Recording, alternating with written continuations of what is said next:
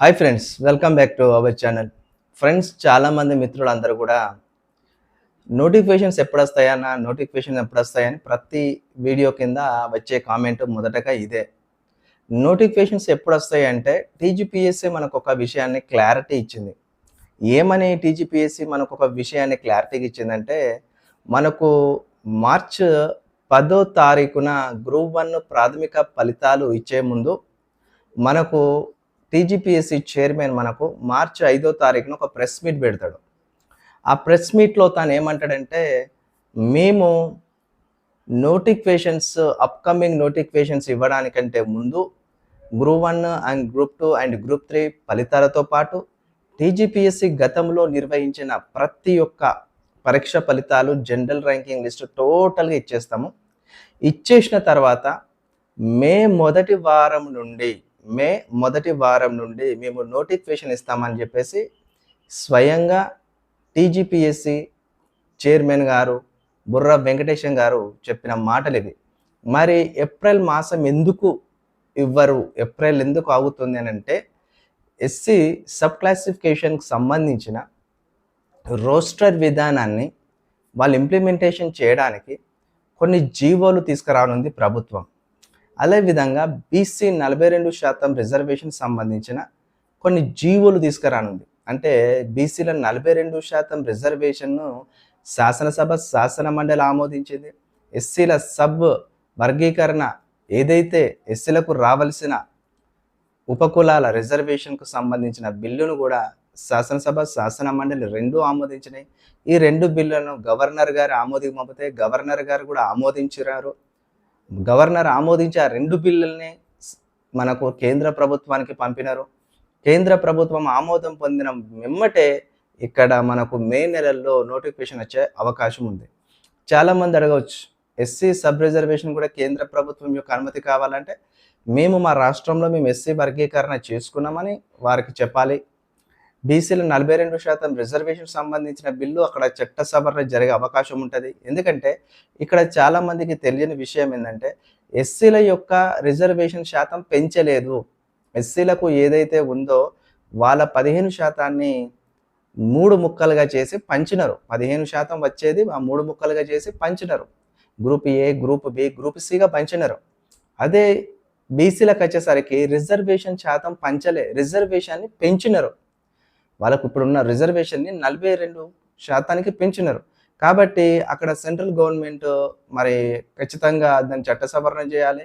దానికి కంపల్సరీ అవకాశం ఉంది, రాజ్యాంగ సవరణ చట్ట అవకాశం ఉంది కాబట్టి అటు పంపినారు. ఇవన్నీ కూడా ఏప్రిల్ మాసంలో క్లియర్ అయ్యే అవకాశం ఉంది. దాని కారణంగా ఇక్కడ మనకు నోటిఫికేషన్స్ కాస్త ఒక 1 మంత్ డిలే అయ్యే అవకాశం ఉంది. అందుకని చెప్పేసి మే నెల మొదటి వారంలోనే మరి మనకు నోటిఫికేషన్స్ రానున్నాయి. చాలామంది మనకు ప్రధానంగా అడిగే క్వశ్చన్ ఏంటంటే, డిఎస్సి ఎప్పుడు వస్తుంది? డిఎస్సి 100% మేలో వస్తుంది. డిఎస్సి మేలో వస్తే ఎప్పుడు ఎగ్జామ్ జరుగుతుంది అని అంటారు. డిఎస్సి మేలో వస్తే ఖచ్చితంగా మీకు ఎగ్జామ్ వచ్చి జూలైలో ఉంటుంది. కొంతమంది అడుగుతారు, అన్న ఎస్ఐ ఎప్పుడు వస్తుంది నోటిఫికేషన్? ఎస్ఐ కూడా మీకు మే నెలలోనే వస్తుంది. మే నెలలో ఎస్ఐ వస్తే ఎగ్జామ్స్ ఎప్పుడు ఉంటాయి అంటారు. మీకు ఎప్పుడైనా మరీ నేను చెప్తున్నా ఏమిటంటే, ఫస్ట్ మీకు ఎస్ఐ వచ్చినా కానిస్టేబుల్ వచ్చినా ఫస్ట్ మీకు ఏం జరుగుతుంది ఎగ్జామ్? మీకు ప్రిమ్స్ జరుగుతుంది. ప్రిమ్స్లో క్వాలిఫై అయిన వాళ్ళని మళ్ళీ ఈవెంట్స్ జరుగుతుంది. ఈవెంట్స్ క్వాలిఫై అయిన వాళ్ళకి మెయిన్స్ ఎగ్జామ్ జరుగుతుంది. సో అవన్నీ కూడా మీకు ఇన్ షెడ్యూల్లో చెప్పాలంటే మే నెలలో మీకు ఒకవేళ ఎస్ఐ కానిస్టేబుల్ నోటిఫికేషన్స్ వచ్చినా కూడా మీకు జూలైలో ఎగ్జామ్ ఉండవచ్చు ప్రిమ్స్.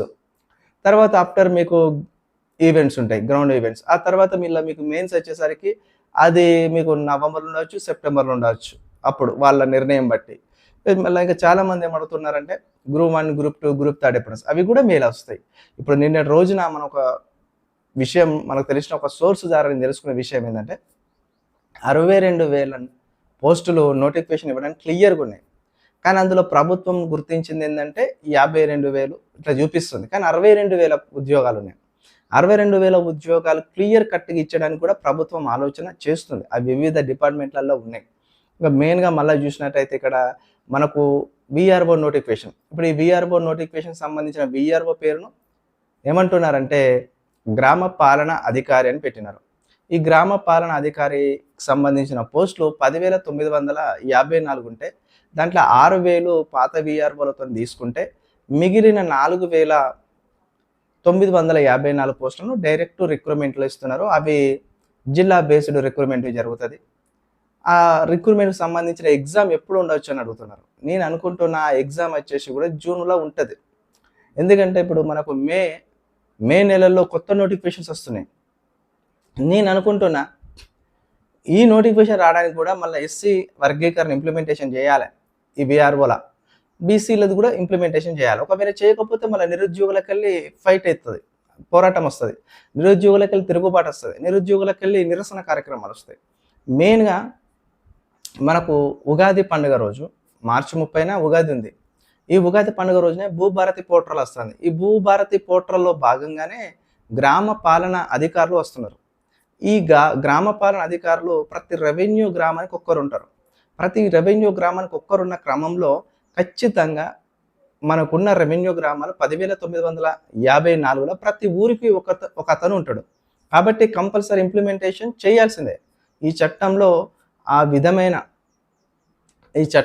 విధమైన పరిపాలన అవసరం ఉంది కాబట్టి ఈ వీఆర్ఓలను పెట్టుకోవాల్సిన అవకాశం ఉండింది. ఇంకొక క్వశ్చన్ ఏమడుగుతున్నారంటే, చాలామంది మనకు జూనియర్ లైన్మెన్ ఆఫీసర్స్ నోటిఫికేషన్ ఎప్పుడన్నా అంటున్నారు. అది కూడా మీకు మే నెలలోనే వస్తుంది. కొంతమంది మొన్న మెడికల్ టెక్నీషియన్స్ సంబంధించిన ఎగ్జామ్ జరిగింది. ఇవన్నీ కూడా మీకు త్వరలో ఆ రిజల్ట్స్ రాబోతున్నాయి. కొన్ని రోజులు వెయిట్ చేయాక తప్పదు. వాళ్ళు మనకు ఆరోగ్య శాఖ డిపార్ట్మెంట్ వారు, హెల్త్ డిపార్ట్మెంట్ వారు చెప్పినారు, అతి త్వరలో మేము ఆ రిజల్ట్స్ ప్రకటించి జనరల్ ర్యాంకింగ్ లిస్ట్ పెట్టి, మెరిట్ లిస్ట్ పెట్టి మీకు ఉద్యోగాలు ఇస్తామంటున్నారు. వాళ్ళు కూడా పదే మనకి ఇదే క్వశ్చన్స్ వేస్తూ ఉన్నారు. బీట్ ఆఫీసర్స్ కూడా వస్తుంది మీకు మంచి నోటిఫికేషన్.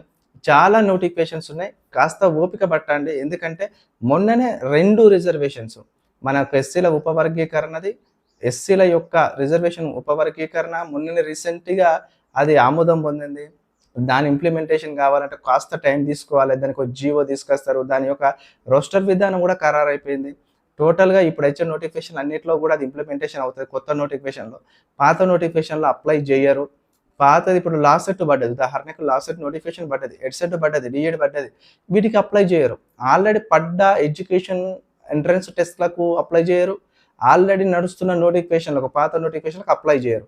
కొత్త నోటిఫికేషన్స్కి ఈ చట్టం ఎస్సీ సబ్ రిజర్వేషన్ సంబంధించిన చట్టం ఇంప్లిమెంటేషన్ డేట్ ఒకటి ప్రకటిస్తారు. ఆ డేట్ వచ్చినప్పటి నుండి వచ్చే కొత్త నోటిఫికేషన్లు, ఇవాళ ఎస్సీ ఉపవర్గీకరణకు సంబంధించిన రిజర్వేషన్ బిల్లు ఈ డే నుండి అమలు అవుతుంది వాళ్ళకు రిజర్వేషన్ అని ఒక డేట్ ప్రకటిస్తే, ఆ మరుసటి తెల్లారికెళ్ళి వచ్చే ప్రతి నోటిఫికేషన్కి వాళ్ళు ఇచ్చిన ఏదైతే రిజర్వేషన్ ఫలాలు ఉన్నాయో అవన్నీ కూడా ఇంప్లిమెంటేషన్ అవుతాయి. అట్లనే బీసీలది సంబంధించింది అట్లా ఉంటుంది, ఎస్సీలకు సంబంధించింది అట్లే ఉంటుంది. కాస్త టైం పడుతుంది కాబట్టి ఆ టైం ప్రాసెస్ అనేది ఒక 1 మంత్ ఉంటుంది. ఈ 1 మంత్ లోపల ఖచ్చితంగా మే వరకు నోటిఫికేషన్స్ అన్ని క్లియర్ అయిపోతాయి. చాలామంది గ్రూప్ 1 మీద జరిగిన అవకతవకల గురించి అడుగుతున్నారు. నిజంగా గ్రూప్ 1 పైన అవకతవకలు జరగకపోవడానికి ఆస్కారం లేదని కాదు, ఆస్కారం 100% ఉంటుంది. ఎందుకంటే అది మాన్యువల్గా దిద్దే పేపరు, ఎందుకంటే అది డిస్క్రిప్షన్ మెథడు.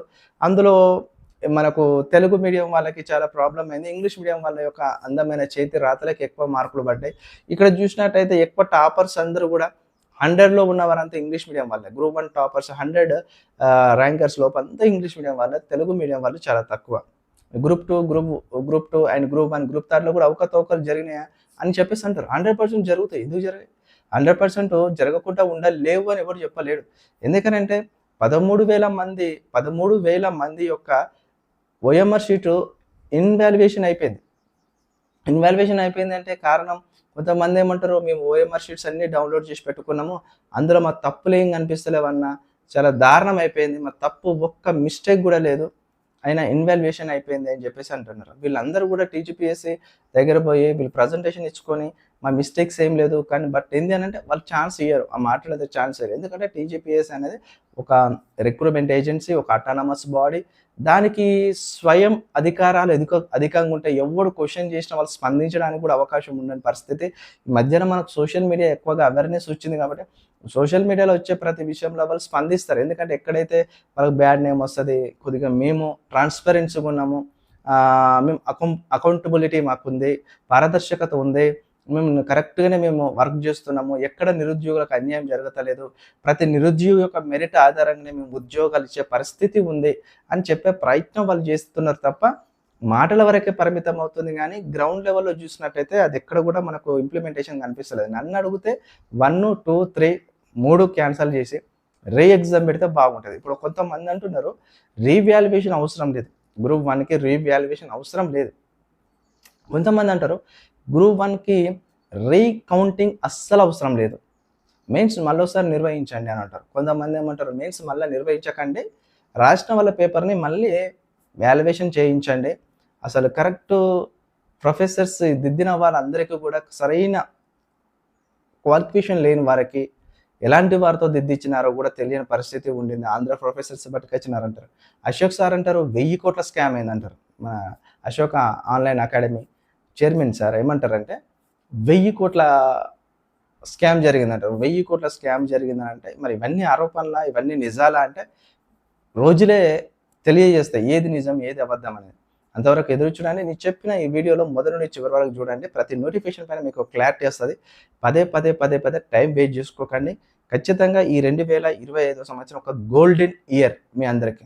ఇక్కడ ఖచ్చితంగా నోటిఫికేషన్ వచ్చే అవకాశం కనిపిస్తుంది. ఇక నోటిఫికేషన్ రేవంత్ రెడ్డి ఇవ్వకపోతే నిరుద్యోగులు రోడ్డెక్కి రేవంత్ రెడ్డిని ప్రశ్నించే రోజు కూడా ఆసన్నమవుతుంది. ఓకే. వీడియో నచ్చినట్లయితే లైక్ చేయండి, కామెంట్ చేయండి, సబ్స్క్రైబ్ చేయడం మాత్రం మర్చిపోకండి. Thank you. సైనింగ్ ఆఫ్ మీ చిలక ప్రశాంత్.